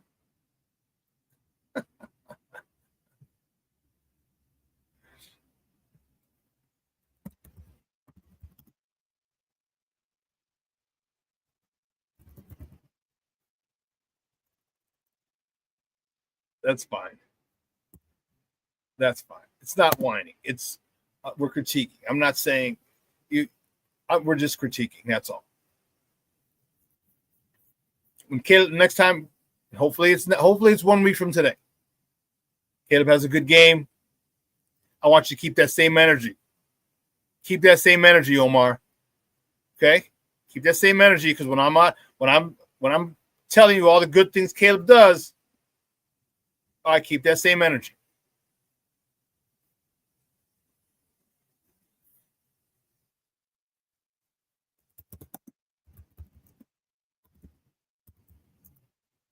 Yeah.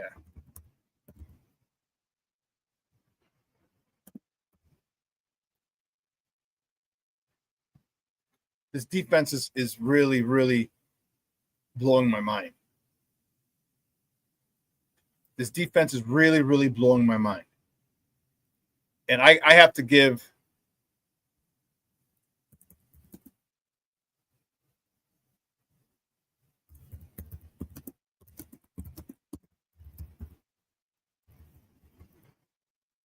this defense is really blowing my mind, and I'll tell you why. I got to give mad kudos to Al Harris. Do you realize that we are getting interception after interception after interceptions without a pass rush? Now, granted, we had 4 sacks yesterday. Okay? We had 4 sacks. But up until yesterday, we had no pass rush. How the freak are we getting 3 and 4 interceptions a game with no God-blessed pass rush? How? And our number 1 corner, all-pro, not even a Pro Bowler, all-pro cornerback is out. He's out. He's played 1 game all season. He's been out, and we still lead the league in turnovers, in takeaways. We still lead the league. You got to give Al Harris mad props.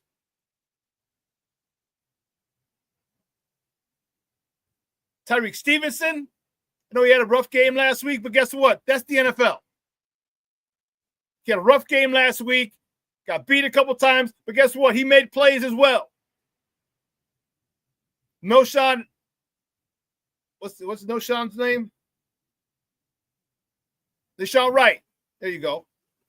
Deshaun Wright. That dude had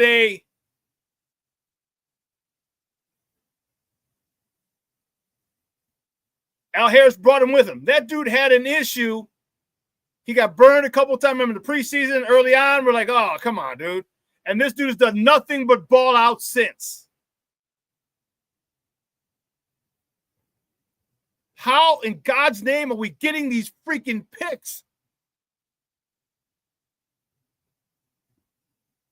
I'll tell you how. Our DBs aren't that great. But you know what they do? They capitalize on what you do wrong. Ball placement, which we were talking about, Omar. Ball placement. He throws it on the back shoulder. Well within the catch radius of a receiver, but if it's on the back shoulder, guess what? It's prime for the picking. And that's what our DBs have done a lot. Ball a little behind, a little back shoulder on the front number, the back number of the receiver. We're able to make a play on it because these guys are aggressive.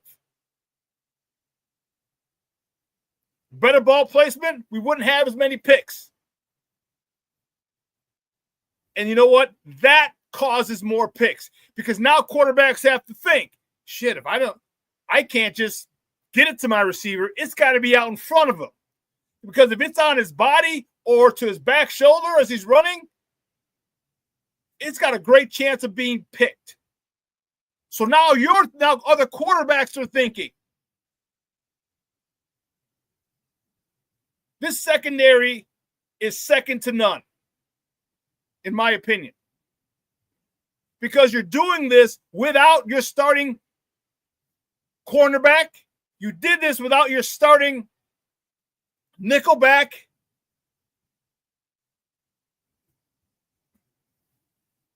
%40 of your I'm saying 5 because they're usually a nickel. 40% of your starting defensive secondary had been out, and you still lead the league in interceptions or takeaways. I'm not sure in interceptions exactly. How? Phenomenal coaching.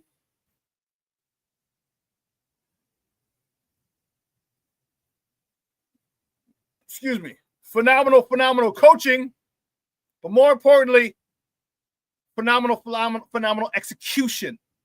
Buying in from this coaching, from the players.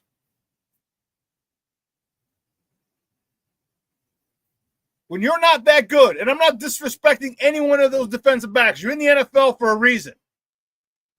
You just may not be at the elite of your position, but that doesn't matter. Remember how we talked, and I said my former colleague, J.J. Wright, no relation to Darnell.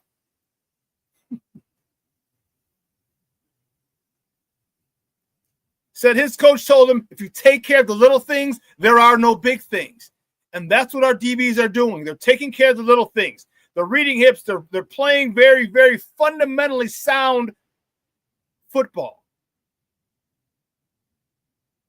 Trail position. They're on the back hip.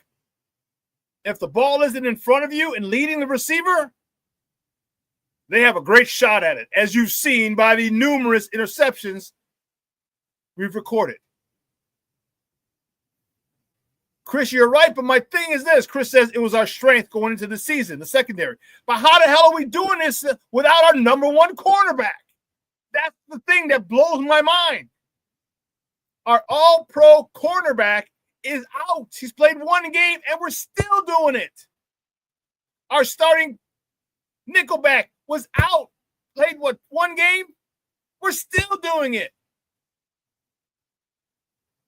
That's what's got me excited about this defense. Because they're fundamentally sound.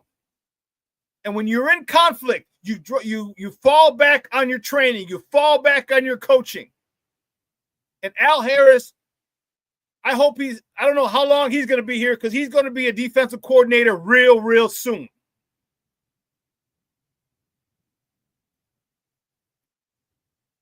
King Booker Rose says next man up. It's not just next man up. The standard has been set and it's upheld when the next man is up. They don't say, okay, well, it's not a pro cornerback, so okay, he's going to get beat. No, they're not. They're holding you, the next man up, to the same standard they're holding the all-pro cornerback to. And he's delivering. What did I say earlier? You challenge top-notch athletes, world-class athletes, they respond. they respond. With coaching, it's like parenting. When you don't give anyone an option, guess what? They do the only thing that's expected of them. And if the only thing that's expected of these guys is to play fundamentally sound football, they're going to play fundamentally sound football. And that's what they're doing. That's why I'm really confident in this team, because we got a little pass rush yesterday. We got 4 sacks. Who'd have thunk it? And these boys are flying all over. These picks are not just right in their hands. We're diving interceptions, stepping in front of receivers, taking the ball off the back shoulder when the ball should be in front. These are phenomenal. These are opportunities. As a coach, you say, look, you get X amount of opportunities in a game. Make them count. And that's what Al Harris has preached to his secondary, and this is what they're adhering to. If that ball is thrown behind the receiver anyway, or makes that receiver slow down at all, it's got to be our ball. The worst case scenario is knock it down. Best case scenario is we pick it and start running the other way. And that's the attitude that they're playing with. That's the attitude that they go by, that they live by. And it's exciting to see because we got dogs back there.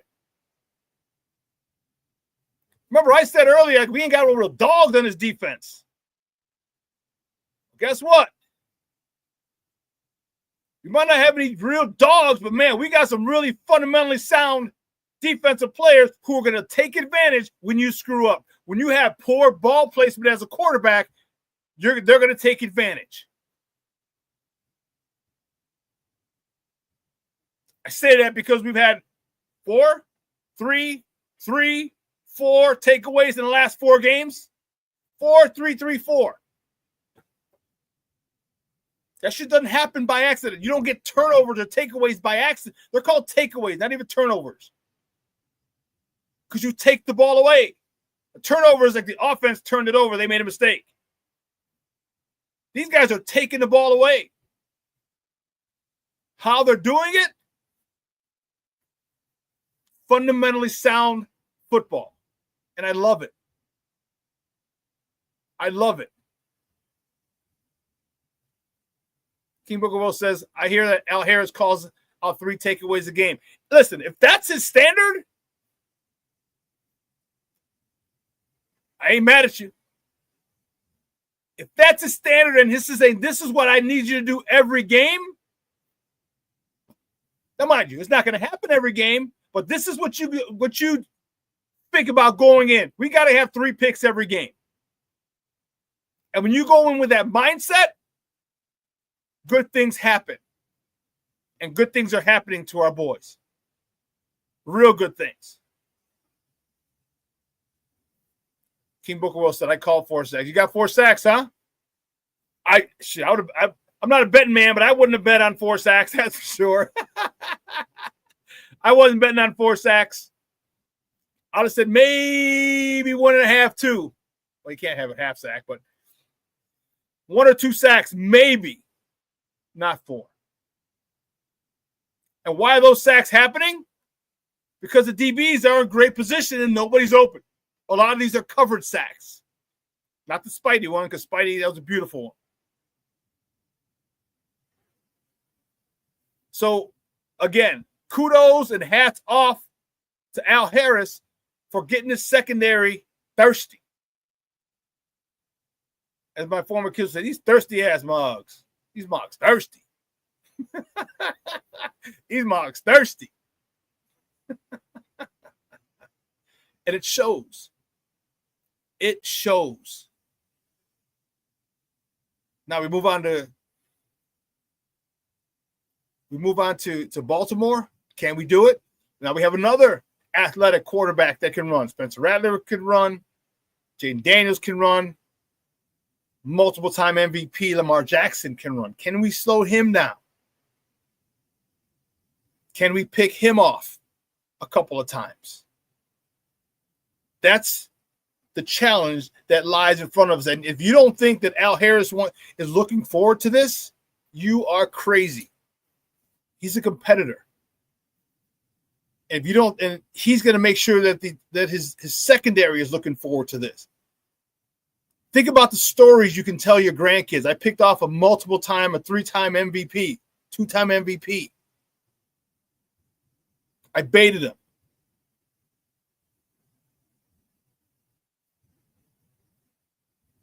Rashawn says, Bears run defense will be tested on Sunday. I agree. But the switch with TJ Edwards and Tremaine Edmonds has been huge. Let Tremaine Edmonds, who's more athletic than TJ, let him run around.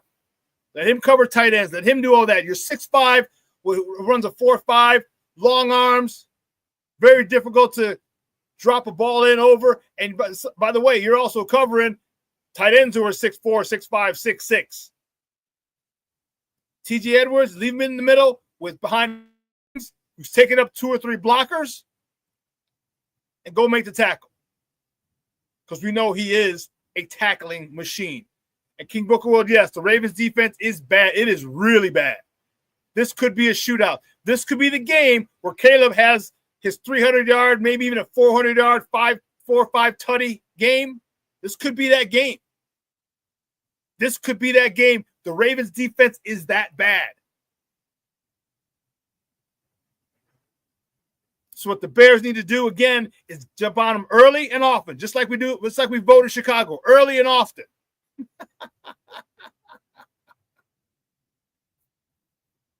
They're bad. But what I said before, and I say it every time we face a bad team, give them the respect that they deserve. Give them the proper preparation this week for this team. And we will have an offensive onslaught. Defense, you got your work cut out for you. Derrick Henry's no punk. I know he's having a bad year, a subpar year. Lamar Jackson's having a subpar year. Lamar Jackson should be back and healthy. But I'm looking forward to this game because here's a test. Here's a test. How good are you? If you can make it through this test, if you can hold him like you held Jaden Daniels, I think, is a much younger Lamar. But anyway, we'll continue this conversation on Wednesday. Man, 2 hours is coming on. I want to thank you guys for joining in and lighten up this chat, baby. Lighten it up. Omar, I hope you think, listen, man, I hope you don't think I'm picking on Caleb. I just want things done efficiently. I've played on, I've coached, I've seen a lot of championship teams and things run efficiently. And we got to get to that point because when we do, man, it's on and popping.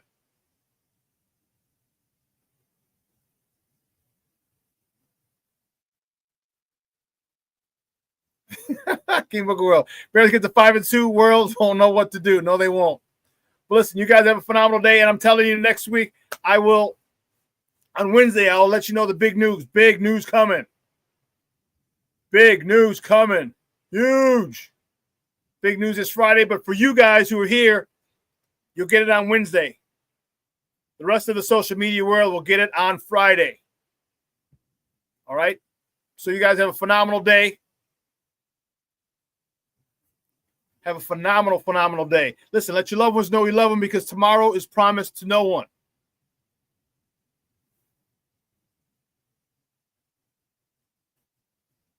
Make sure that you're making plans. Bears season, football season, a perfect time to make plans with your people. Reach out. Hey, let's meet up. Come to my house. Go to your house. Let's go to a sports bar. Okay? Perfect time to meet up and hang with your people.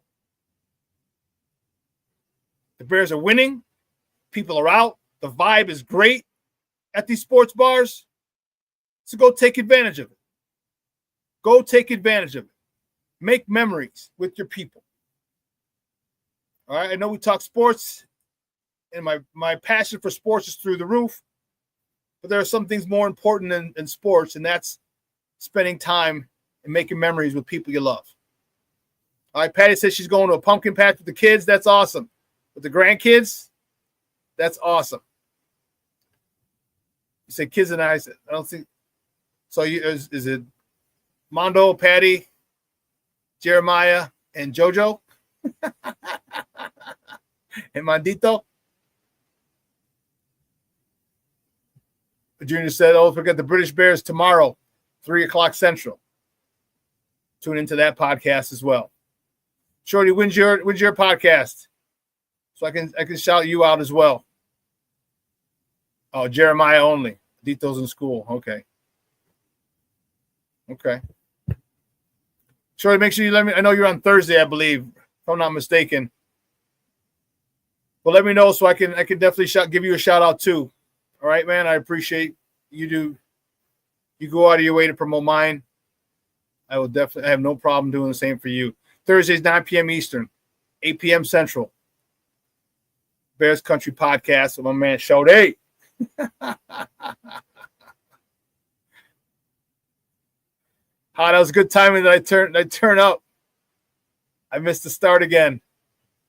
That's all right, Jason. Go back and check it out. It's good. It's a good show today. We had a lot of good conversation, good topics. Omar was mad at me because I was talking about Caleb needs to improve. It's all right. It's all right. One thing I am going to do is I'm going to keep it a buck. Yes, Jason, it is Bears Victory Monday, baby. Bears Victory Monday. Victory Chain Monday, and I'm fired up. I love Bears Victory Chain Mondays. I've had 4 in a row this year. So I'm excited about it. But I'm going to get out of here. I'm going to go pick up the warden from CrossFit. I got some other stuff. I got some things I need to do and in preparation for this big surprise that I'm having that's coming due on Friday. Again, you guys, I'll let you know on the surprise on Wednesday because you guys follow me. And Jason says, Caleb does need to improve, but I'm still hyped for the wins. I am too. That's my thought too. I'm very happy for the win. I just want to see him get better. Because once he gets better, and remember, I said this, when he handles that short game, the slants, the hitches, the curls, the comeback routes, when he handles those and gets stuck on automatic on those, this offense is going to be unfreaking believable. Because then you got the DJ Moores, you got the Roma Dundes, you got the Luther Burdens going deep or double moves, and now you're screwed. It's time. It just takes time. That's all it is. That's all it does. You can't rush the process. It's like baking a cake. You can't say, well, you know what? If I'm supposed to have it on 375, I'll put it on 600 so it cooks faster. It doesn't work that way. You burn the outside, it doesn't get cooked on the inside. So and listen, I enjoy. Remember, keep your feet here. Enjoy the process. We love the ups. We love the downs. The downs freak us out. They piss us off. They annoy us. But it's part of that growth. It's part of, so when 2026 comes and the Bears are on another level offensively, we'll say this is where they got it from. This is how they got to that point. The ups and the downs and the critiques of Caleb and him working on it and the offensive line missing blocks and not getting good run fits, working, getting better every week. Run fits starting to get in. Good vision by the running backs. We see it. We're watching it grow. Remember that. We're watching this team grow into a Super Bowl contending team. Sometimes it's not always pretty. Those of you who have kids, you understand that. Sometimes it's not pretty raising your kids. You got to get nasty with them sometimes. Just for them to get it, to be a better human being. That's what our Bears are. Sometimes it's not good. But in the end, the ends would justify the means. So I'm excited for next week. I'm excited to talk more Bears, more sports with you. All right, the Bulls, we don't play until Wednesday, season opener. All right, Blackhawks, they play a couple of days. So for now, for the most part, it's just Bears. So you guys have a phenomenal day. I got to get out of here, go pick up the warden. So for everyone here at Sports Zone Chicago, guys, I'm your boy, the SuperBack, Shawn Sierra. Have a wonderful day, and your boy is out.